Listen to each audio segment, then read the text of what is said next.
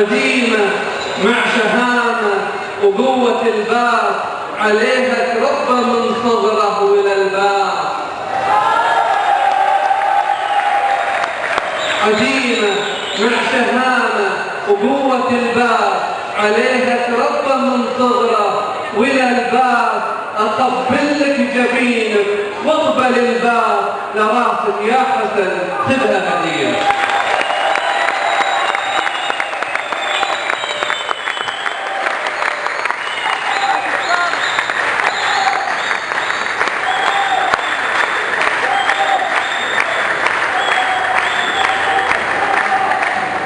بسم الله الرحمن الرحيم. صدق وعلى الأنبياء والمرسلين نبينا وشفيع قلوبنا أبي القاسم محمد وعلى آله الطيبين الطاهرين. شكرا لكم، وكل الشكر لا يفيكم حقكم أيها الإخوة والأخوات. لقد كان شك المتحمسين للمهرجان وأكثر المتفائلين بإقامته غير واثق من القدرة على إنجاز الأرض، فضلا عن بناء المخيم وتنفيذ فعالياته وأنشطته.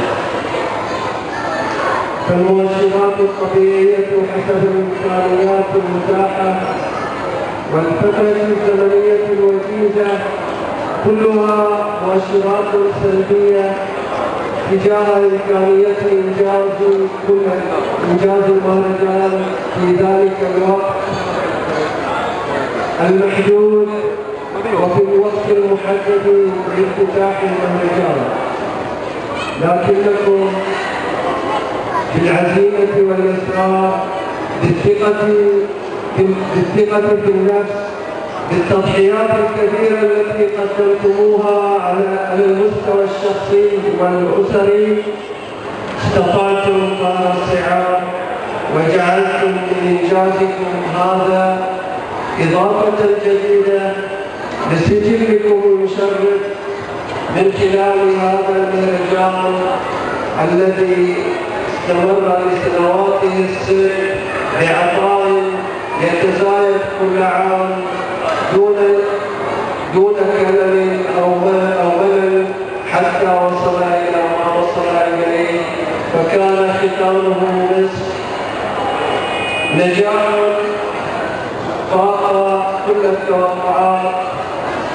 فإلى مزيد من النجاحات والمهرجانات القادمة والمشاريع القادمة إن شاء الله.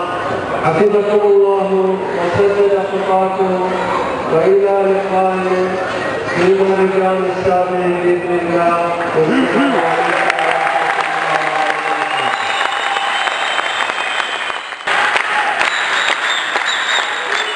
كان فكرة فأصبحت تجربة. المهرجان الثاني كان خيال فأصبح واقع. المهرجان الثالث كان طموح فتحقق النجاح. المهرجان الرابع كان حلم فتحقق الإبداع. المهرجان الخامس كان خيال أوسع فتحقق التميز. أما المهرجان السادس فكان تحدي وإصرار فتحقق بكل معايير التميز والإبداع.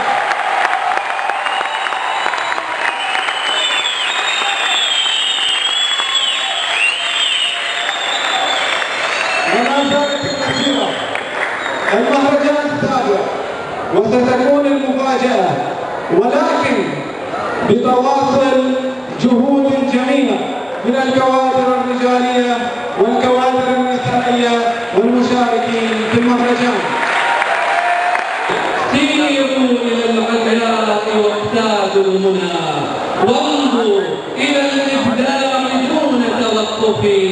شكرا لكم، يرعاكم رب السماء، كونوا كجسم واحد متكاتف.